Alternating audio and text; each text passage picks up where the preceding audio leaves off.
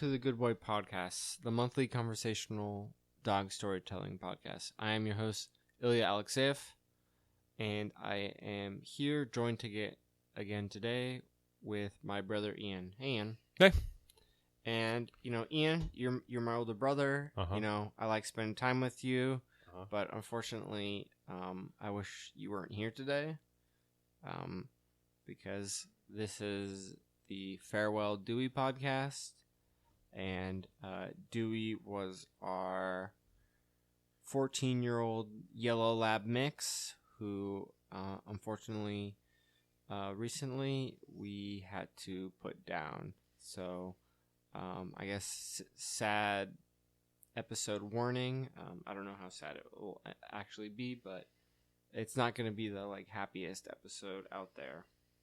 So we recorded actually 2 years ago, a little over 2 years ago, 2 years and a couple weeks ago, with the second episode of the Good Boy Podcast. And I kind of called it, based off your quote, episode 2, Heart of Gold, Brain of Mush. Yeah. And that's how you described Dewey in that episode. Yeah, and I think that's a fair assessment of who Dewey was as a dog. So Dewey was a yellow lab mix.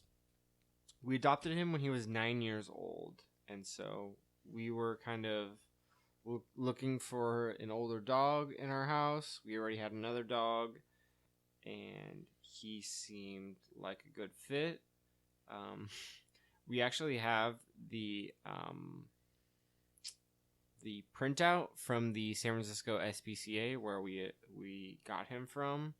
So it says, Dewey is a bouncy, goofy pooch. True. Full of pep and play. True. Don't let his age fool you. This guy has energy to spare. Also true. He will do well with people that appreciate his active personality and that can afford him daily exercise, training, True. play, and lots of affection. True. He would benefit from some reward-based training Oh, yeah, classes very to true. keep his doggy manners sharp and plenty of mental stimulation. Yeah, that's pretty much putting Dewey in a very positive spin. I think we got the biggest PR people, market research people to write that and spin that for Dewey. So it's a Dewey scouting report. Yeah, I mean it's all true. I mean that's who Dewey was as a dog. He was just a pure goofy energy who was just the happiest ray of whatever. He just exuded happiness and was just always happy, always kind of needed attention, always wanted to be right there where the action was. Just was by your side at all time. If you were sitting down and you were getting up, Dewey was getting up to follow you. He had to be wherever the action was, even if he was not needed. So he had the energy, and he was kind of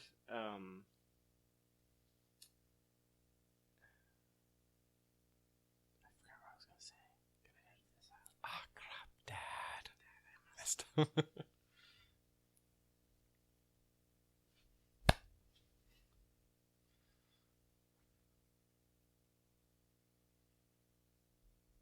So Dewey was I don't know how unique this is to dogs, but he would kind of feed off your energy. So you're like, ooh, a dog's here, I'm gonna pet him, and then it would be this feedback loop where he's like, I need that energy, and then he would exude energy back towards you.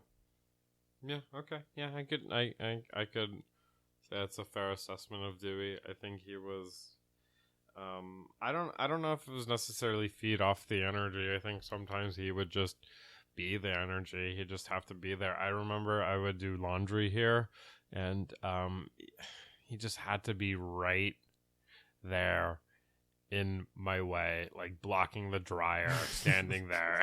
Just you have no business being here. There is nothing to interest you. I'm not even doing anything fun, but it was just something. He just anything novel or moving, he would just go and be there because he had to be there. So, I guess I want to hone in on the Heart of Gold, Brain of Mush. Okay. And Heart of Gold is so crystal clear. Like, he just loved people and just wanted to be with people. But the Brain of Mush, like, he just kind of had, like, just not, like, a great understanding of, like, personal space and, like, being in the way. Yeah, I think I talked about it last time, or the first time, because I think this is the third time we're talking about Dewey now on the podcast. We should talk about him every episode. Yeah, we could do a weekly podcast on just Dewey stories. No, he would just kind of need to be there. Sometimes he would just, like, go in your face and just... Not in your face. You'd be sitting down and then he'd just stick your face, like, right in your lap and just kind of, like... We would do this impression of him where we would, like, kind of, like, lower our head and, like, open our mouth and just, like, breathe, like... and just, like, stick your face and just like he would. Yeah, that's exactly what... And you're like, what does that even mean? I don't know what you're doing, dude. Yeah. Like, are you, like, happy? Are you just breathing? Like, I don't understand. He had a lot of weird little quirks about him. Like, I don't know what this was. I don't know what this behavior means or what this tick means, but he would, like, rattle his jaw or whatever. I don't even know how he made the sound, but, like, whenever he was, like, super nervous or whatever, or I don't even know what would trigger it, but he would just, like, start... It would kind of be like it was weird. Or something like that, but it would be like his, like, jaw or something, and if you, like, pet him, you could feel, like, his head vibrating. And you're like, really uncomfortable, like, feeling it would create for everyone else. It's like just like nails on a chalkboard. Not how it sounded, but just kind of like how it would make the recipient of the feeling. You're like, why are you doing this? I feel like he was the kind of dog where it's like, he looks like a dog, but is he actually a dog? Like, his behavior is, like, kind of off. Like, is he, like, impersonating a dog? Like, like the closeness to which he would follow you is just, like, I don't know, like, absurd. I don't even know if that's the best way to describe it. But, like, I actually tested this multiple times where I would kind of just, like, take a few steps and then stop, and then he would stop, and then I'd kind of, like, basically, like, go in, like, a square, and then he would just follow me, and it's like, okay, that's just what he's doing. He's just following me. I think, like, I mean, he was just, like, you know... He really bought into the premise of man's best friend, and he's like, it must be next to person at all time, you know? Sometimes he'd score a treat out of it, you know? He just wanted to be there. Really annoying. So I guess back sometimes. To the brain of mush, though, is we say that because he wasn't, like, the smartest guy out there, but he was trainable. Like, the adoption listing does say he would benefit from some reward-based training, and we did teach him how to shake. Yeah, except for shake for him is he was super excitable. he could just, like, lose control of, like, okay, first of all, just he's not a good impulse control guy. He was, like, so just kind of understand that he couldn't really control his impulses. So when you would shake, he'd want to be really good and he'd want to shake, but, like, he would go for, like, the one paw to shake, but he'd be like, I'm so excited, I'm gonna use my whole body and kind of swing both my paws at you, my front paws at you, and, like, kind of jump on you while doing this. Like, he didn't understand, like, and then he'd, like, trip over himself because he put both paws out there, and you're like, Dewey. Yeah. Like, a lot of the times with Dewey, you're just like, what are you doing, man? It's like, what are you thinking? It's like, is he like a sitcom character? Like, Dewey. Yeah, basically. He's kind of like the Urkel Kramer combination character. He's that role, just but in dog form. And then there'd be the times where he'd just bark. Woof. He just barked for no reason, Ruff. but it's really It wasn't funny. loud. It wasn't like his loud. Like, clearly it wasn't his loudest bark. It's like he wanted something, but he would it was really funny because he would kind of jump up with his front paws, and then his head would whip back. And we had, I never thought I would have impressions of a dog, but we had so many different little quirks that would we would all do impressions of this guy because he was very unique in his quirks. It was Dewey. He was a very defined character. And so when we got him, he was 9 years old, and our other dog Mikey was what, 6? He was 3.5 years older than Mike, so 5 to 6, depending. Let's see, something like that. Yeah, I think you're probably right so, there. But energy-wise, he would keep up with him. Yeah. On the walks, I mean, when they would play, Mikey was a lot stronger. But in terms of walks, he was up there. Maybe sometimes he wanted to go further than Mike.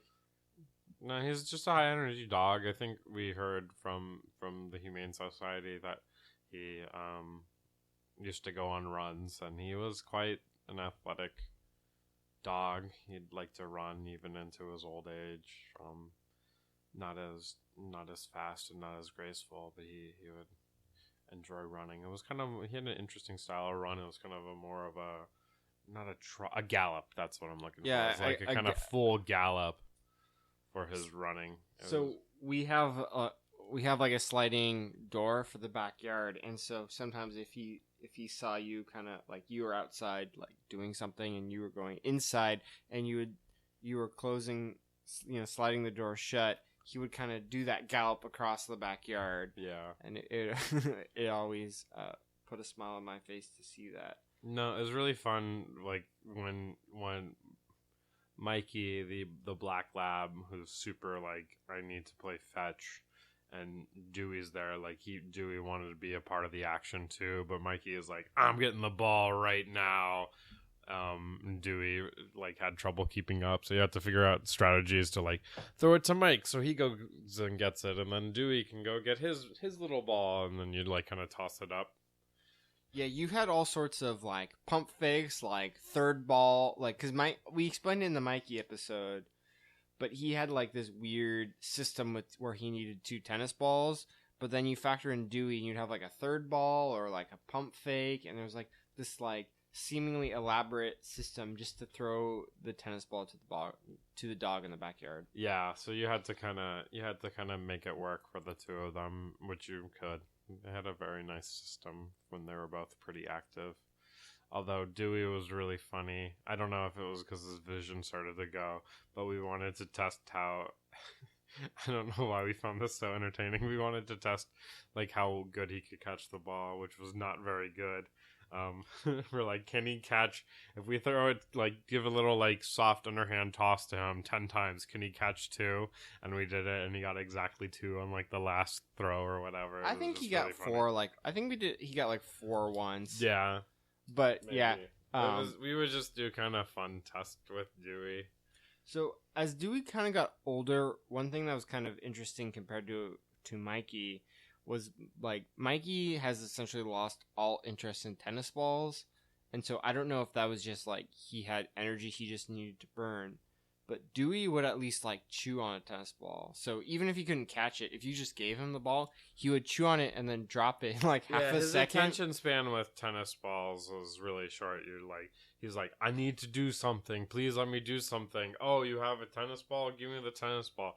All right, Dewey, here's the tennis ball. You've been wanting it for a minute now. Here, have it. Oh, I'm going to chew it twice and then drop it. I don't care about this tennis ball. Yeah, it's chew it literally twice and then drop it in half a second. He would start stealing my shoes. He didn't always do this, but he started to steal my shoes, and he would carry it and drop them in random places. And it was really obnoxious trying to figure out where my shoe was. It was a big that's where game. We gotta give him some credit on the Brain of Mush, because he had some sort of system. Sure, if you want to call it that. He had some some sort of methodology where he would take your shoes and put them somewhere. Yeah, I mean, if you want to call it a method to his madness, sure. But I don't think there was really a method. I think it was just pure, unadulterated. Like, I have no attention span.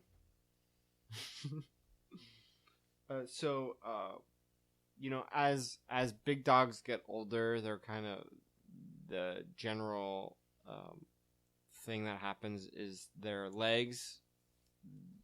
They start having trouble with their legs, the back legs, getting up, walking around. But one thing that was incredible about Dewey is that he did not let that get in his way.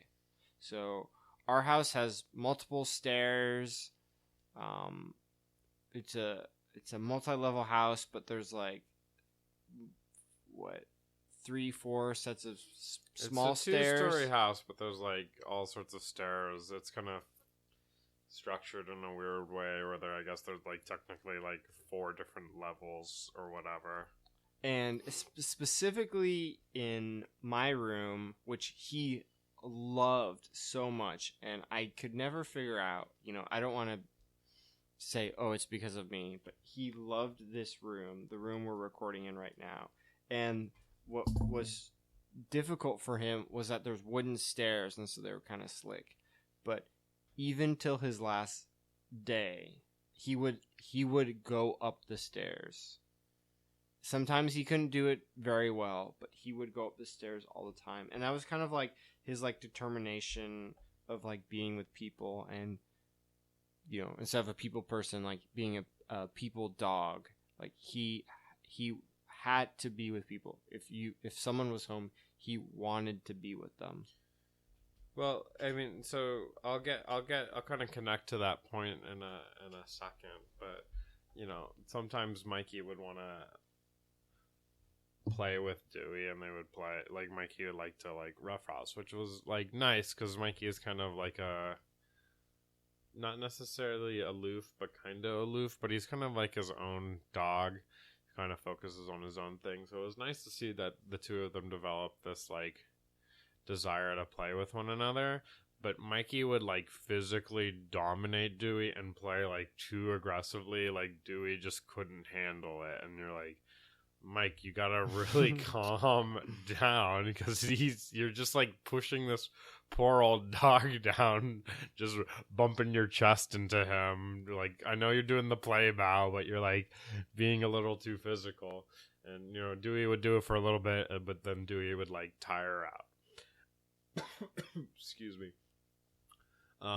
As Dewey got older, the last couple of months, like it was hard for him to physically start to stand up, and you'd have to like sometimes he'd need someone to help him to stand up, which was tough to see. But like the thing with Dewey, like he just had to be with people. He kept that like energy where he's like, oh, you're going somewhere, I need to follow you, but then he like couldn't get up because his hind legs started to give up. So then you're like, all right, you don't really need to go anywhere. You're just going to be in my way, but you're struggling to get up, so I got to help you get up. And you're just going to hold him by the torso, and then he'd guide himself up. Which is sad to see, but like it was just Dewey. Like, you wanted him just lie down. Just stay down. You don't need to follow us. Like, you can just chill. Like, you're just going to go lie down somewhere else if you follow us. But I don't know. There was like such a key persona to him, or I guess dogsona or whatever. He had personality, and those traits stuck with him till the very end. He wanted to be with people. Like, it doesn't matter what you were doing. He wanted to be with you. Oh, you're going to stand in the way of the dryer? You're going to try to walk? Oh, you need to go drink water right now while I'm trying to go right there? You didn't even think you needed water? But, oh, there's the water bowl. I'll have some water. That was him till the very end. So, as many dogs are, he was a big fan of dinner. And as the time from when we first got him towards the end, So when we just had Mikey, he would typically get fed after we ate dinner. And then basically with Dewey, it kind of eventually became 5 o'clock was his dinner time. And even in the last few days, like I can't remember exactly which day, he would still jump up while being fed. So this dog can barely get up on his own, but it's time to eat, and he would jump up a little bit. Now, in the earlier days, he would jump on the counter like dozens of times in the span of you just emptying the dog food from the can into the bowl.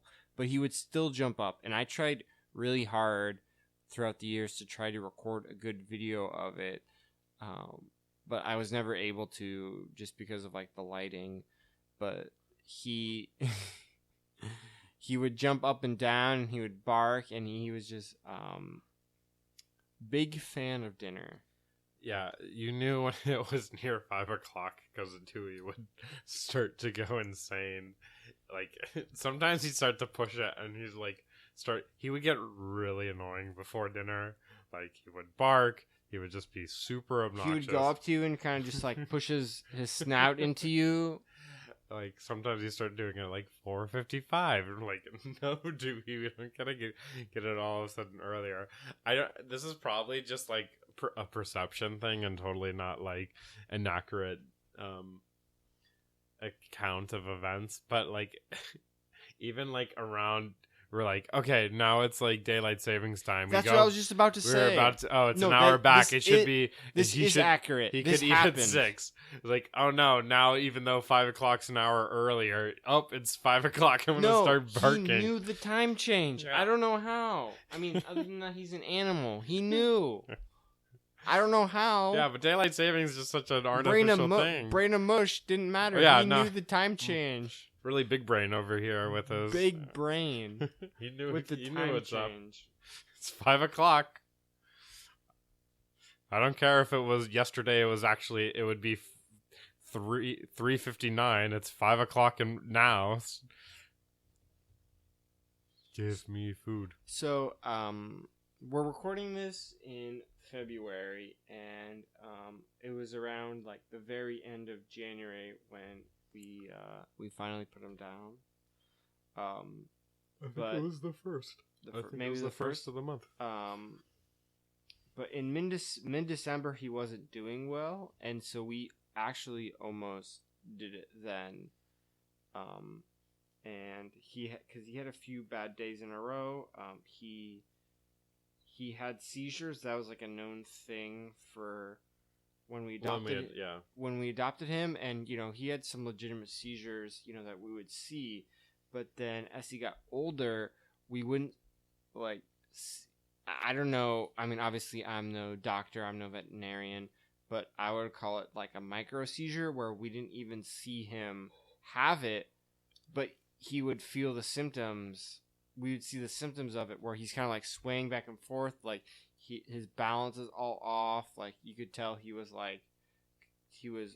confused and off, and so he was having stuff like that. He wasn't walking well, and then we kind of talked about it. I mean, you came over and kind of were like saying your goodbyes, and the next day he's okay. Yeah, and that's kind of like his like never give up attitude, where it's like he would try multiple times to get up the stairs.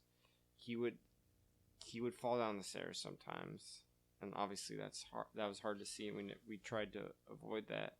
But he would get up the stairs and he would do his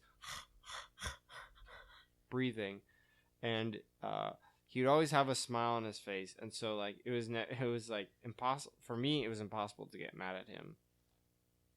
Yeah, I mean, he like early on, when we first adopted him, it was easy to get mad at him, but then it got to the point when it was just tough. You're like, oh man, you just felt really bad for him. But I mean, that's just.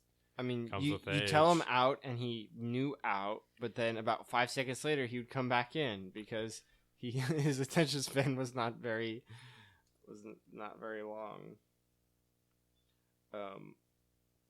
And so, you know, that was tough for us. I remember kind of morbidly saying in December, "Well, this is Dewey's last Christmas," and we were kind of, I don't know if joking is how you describe it, but it was kind of like, I guess, kind of coping, trying to make light of the situation that, you know, we knew he wasn't going to be around that long, and so there was a lot of times where he couldn't get up, and so he would kind of pee a little bit, or he'd dribble while trying to get outside, or he'd poop a little bit inside because he couldn't make it out. So, that was definitely difficult for us to see. And so, I guess eventually it came time where, like, this is just too much for him. We're kind of having to, like, nurse him in the middle of the night, going in and out of the backyard.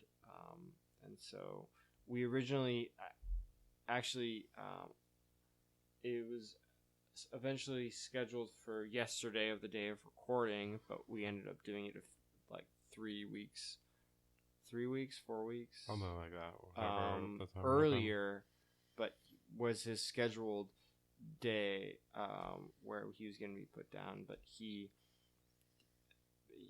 was suffering enough where it's like, okay, we're going to do it. It was a Saturday, and before that we were like, you know what, we got to take him out on the last walk. He hadn't really been out on walks very much. His legs weren't doing that well. We're going to take him out for a last walk. And so it was you, me, and our other brother Dima, who's recorded before, Mikey, and Dewey. So it's kind of like the Fab Five, the Bros, whatever you wanted, whatever kind of nickname you wanted to call us. And that was actually like one of the best.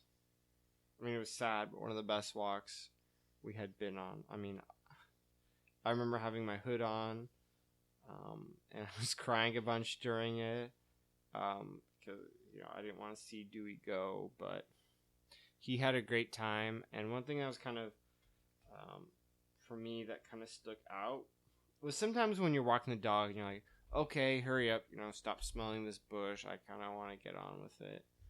But for me on that walk, I was like, take your time. Yeah.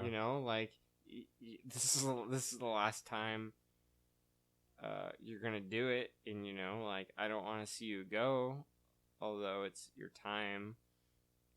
So take your time smelling the bush. Walk through the ivy, which he liked to do. It's this one person's house that had like ivy on the fence and like on the ground. He loved it for whatever reason, but it's nice to see him. It's hard to put a dog down. It's not an easy decision. I know Mom had a really long time where she was really struggling with the decision and kind of going like, I kind of just want him to go out while he's asleep, because the timing of it is hard to do. It's hard to let go, but and his attitude was never like, I'm gonna just, like, I'm done. I'm done. It's like, no, I gotta smell the kitchen floor even though no one has eaten here in 5 hours. Well, there's a lot of close calls with him, and he made the decision. It was like, I guess like the rule of thumb is like, 3 bad days. If there's like 3 bad days, that's when it's time. But he would go like, all right, I'm having 3 bad days. It's the 4th day. You're gonna put me down. Oh, I'm totally okay. I'm normal. It's like no big deal. And I don't know. It's like part resilience, part just sheer luck of just feeling better and just having a couple tough days. But like, it was time for him. You hate to see it, but I mean, that's just part of life as a dog owner. Yeah, they don't live as long as you, and you see that you see their whole life. I think one like gigantic takeaway from just like his entire life was just being optimistic. Like he was the most optimistic anything I've ever seen. Like he, anytime you were eating something, he thought he was might gonna have get, a chance. He might have a chance. He was gonna get. He was gonna get something. He always thought. Oh, and he didn't get it. Well, it's okay. Next time I'll get some. Yeah, exactly. He was always, checking the kitchen floor for food, even if it was, the morning before anyone's eaten breakfast, so no one has eaten anything, since like 6:30 or whatever from dinner the previous day. But he was scouring that floor, like, because maybe there could be something good. Yeah, well, unrelated kinda, but my favorite thing about Dewey is Dewey would get his medicine and he would get it with cream cheese, and Mikey soon learned what Dewey meant whenever Dewey was called, because Mikey would always like, oh, Dewey, that means he's getting a treat. I'm gonna get a treat too. Would it be weird now if we were just like Dewey and see if Mikey comes? I don't know. I don't want to try because like usually when Dewey would be called, he'd usually be getting something. So Mikey would always follow just to make sure that there wasn't any inequality. Don't forget about treats. Me. So that walk was like, I don't know, great would be the right word. It was nice. It was a nice ending. I mean, it's been a while since we would do that. I mean, the three of us and the two dogs would go on walks for a while, but I had since moved out, and so that wasn't a regular thing. So just a kind of an opportunity to do it a little more time was nice. It was always better to walk the two dogs with someone, because taking those two guys was kind of a pain in the butt. When you were by yourself, it was just like crisscross with your arms, and then one wants to go this way, and then, I'm gonna poop, but you're gonna poop, I'm gonna try to keep going. Yeah, it was challenging, and then especially like earlier where it's like we have so much energy, so we're pulling, and I would just like give up and I'm like, all right guys, we're going home. I'm not walking you guys anymore. We've been walking for 5 minutes. This is really obnoxious. I'm sorry. But when it was nice to walk with people, it was nice to chat with you guys, with them, and it was just a good excuse to just kind of hang out. And I just remember too, Mikey was just really happy that walk too. Mikey had some kind of like health things where his like energy went way down, and we've been giving him these supplements, and he's been feeling a lot better and can go on walks and is happy and can run a little bit. And so I think I could tell like, oh, he was really happy to see Dewey on the walk too. Yeah, because Mikey had been walking solo, because we basically stopped walking Dewey because he couldn't. Yeah, it's kind of like that tough thing where it's like, it's the same thing with people when they're elderly. It's like, well, how much do you exercise? It's like, do you tire them out too much? Is that too much? Or, you still need exercise so they don't, lose all their muscles. So it was that tough balance. Yeah, but I mean, Dewey kept himself busy. He would need to follow people. He wouldn't just... Yeah, he wasn't just like sleeping all day. He's actually like the dog who I've seen like sleep the least. Well, there was one habit he started to do when he got older and had struggles getting up and sleeping, was when people were gone, he would sleep in front of the front door. Oh, yeah. And you would open the door and you would push it, and he'd be there. You'd hit him and be like, all right, I'll get up. It means I can get up. I guess like you like learned, oh, if I wait by the door, I can be notified when someone comes home because they'll hit me with the door. But then he kept doing that, and then he sometimes just could not get up. Yeah, there was one time where I had to go through the backyard because he couldn't get up. And I've like called people like, "Hey, can you help Dewey up? I can't get in the house." And those were kind of like those signs where it's like, okay, he's getting older. I mean, when we adopted him, he was about 90 pounds, so he was like a little overweight. But by the time we put him down, he was 65 pounds. Yeah, he was. And so we had him for bones. just slightly over 5 years. So, you average that out, he basically lost like 5 pounds a year. Well, I don't know. Like, it could have. I think towards the end it got really fast. Yeah, I mean that's just I know average, on average, but you know, but if you look at like how much he lost at the end, it was he got really thin where you Just- could see his ribs. And it was kind of like he wasn't like he would eat more than Mikey, but he just I guess his keep on body the- couldn't keep the mass. Yeah. Obviously, I'm no dietitian or vet or dog dietitian, but that like it's one of those things too where you like see the comparison pictures and because when you see someone every day, like you don't notice the change. it's way more gradual. No, but I saw a picture when we'd start like the days afterwards. We're of course going through our phones and finding all the Dewey pictures and like just kind of reliving all these memories. But like getting some of the photos of Dewey when we first got him, like wow, he was really big. It's a much bigger dog. Yeah, I mean, I think it said that he needed to lose a couple of pounds in the little bio about him.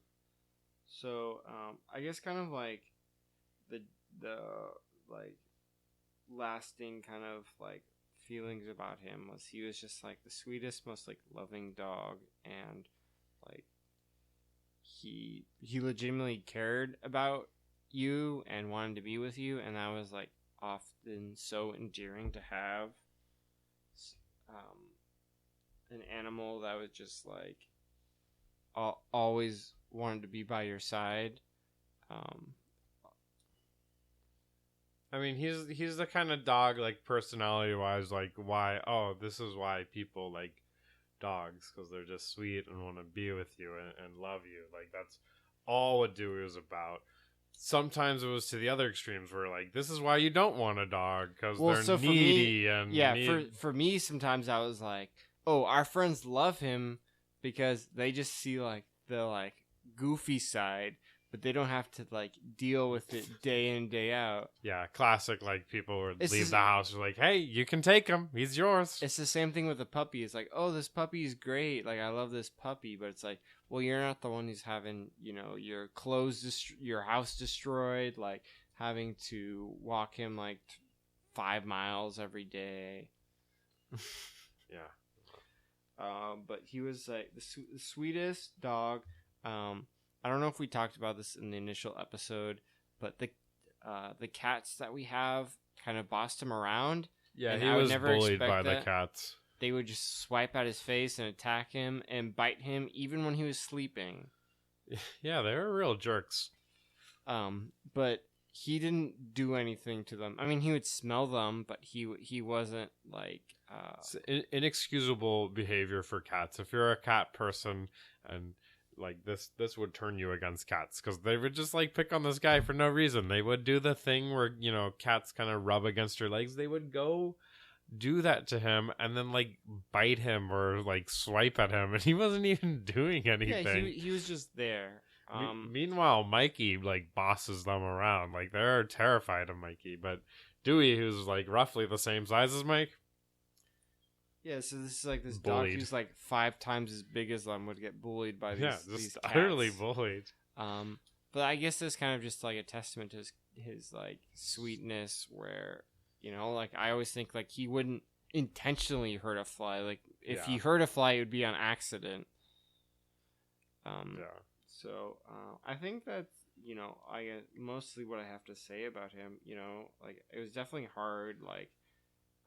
This is a few weeks out, and from when we put him down, even before when we put him down, we thought about it. So, a lot of my my tears and like deep feelings have kind of been let out. So that So I guess that's kind of like the thing I was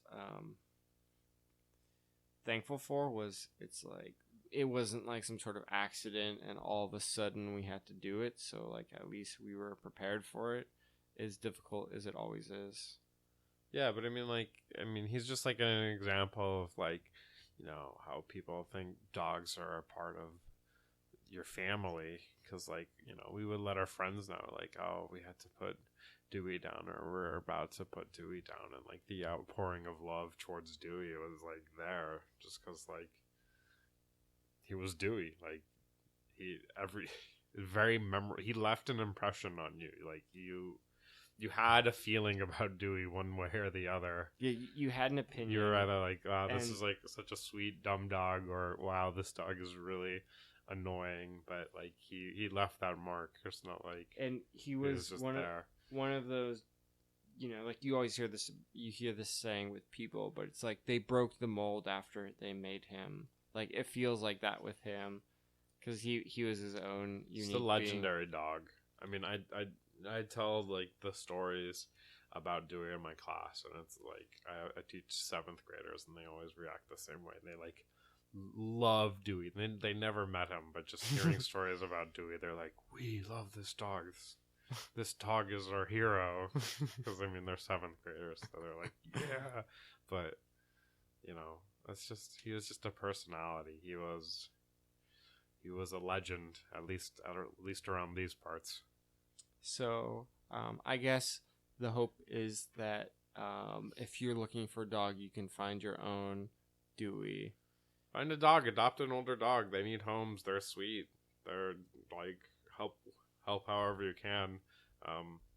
There's pros and cons with it, but if you feel dedicated, I'd totally recommend adopting an older dog. Everyone wants a puppy, but puppies require so much attention. And even Dewey needed a lot of attention. He was 9 years old, and so we would pontificate what would a puppy Dewey be, because that's just unreal. Just pure madness. I wish I could see pictures of him. Here's the thing with Dewey is just there's so much mystery. But I mean, like we only had him for like 5 years, and towards the end of his life, the second half of his life, like there's just so many other Dewey stories out there that we don't know. And it was just wonderful though that he did make it to 14. 14 and some.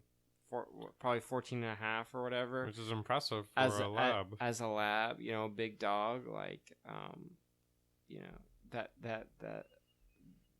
that's not easy. So, he had a nice full life. He was definitely loved in this house, and he loved us. So, that was wonderful. Yeah. You can still look at pictures of him, and you feel his presence. He's like, he may be gone, but you can still feel all the same feelings you had. It's just very, very present with him. We have this picture of him, like the adoption page that we read from, and you see this picture and you're like, oh, there's Dewey, and it just feels exactly like him. That picture just exudes. I know I used exudes earlier, because that's my word of the day, but it's really appropriate. It is just, you see that picture and like that is the essence of Dewey. And yeah, I mean, it's always hard to lose an animal. I mean, it's been about 10 years since we put down Sparky. So it's been a long time for us, it's never easy, but unfortunately it had to be. But we will always cherish his memories. We have a lot of pictures of him, as him being a dog in the smartphone era. So we definitely have that. So that's always a nice thing to have. So I hope those looking for a dog consider adopting older dogs. Of course, they have their own baggage, but they are wonderful and they need homes too. So I think that just about wraps it up. I will always remember Dewey. I had a bunch of names for him. Dewey, Dewford, Dew, Big Dew, Doo-Doo, Dewington, Doo-Doo Head, Doo-Doo Brain, Doofus, Big Doo-Doo. Those are all the nicknames that I would call him. Yeah, and they all fit. Yeah, so appreciate you listening to this episode. This isn't, I could have recorded it. I wanted to give myself some time to record this because I didn't want to cry on the episode. Because I didn't know how that would turn out on the show, but thank you for listening. This show is available on all the major podcasting platforms. Please subscribe or rate it, specifically on iTunes. It's like the main place you can rate it. I've been working really hard on expanding the Good Boy Podcast Instagram account. It's called @thegoodboypod. I post some stuff there daily. There's Dewey pictures, there's other dog pictures, there's Mikey pictures. Sometimes Mikey pictures with Dewey in the background. So the avid, the keen avid fans will notice that. I posted one the other day from this recording where you could see Dewey kind of blurry in the background, sleeping. So appreciate listening. Please recommend the show to a friend, family member, coworker, loved one, hated one. Share the show, spread the love of the message of dogs. Make this the #1 listen podcast while you walk your dog. Exactly. Again, thank you for listening. And as I always say, keep petting those dogs.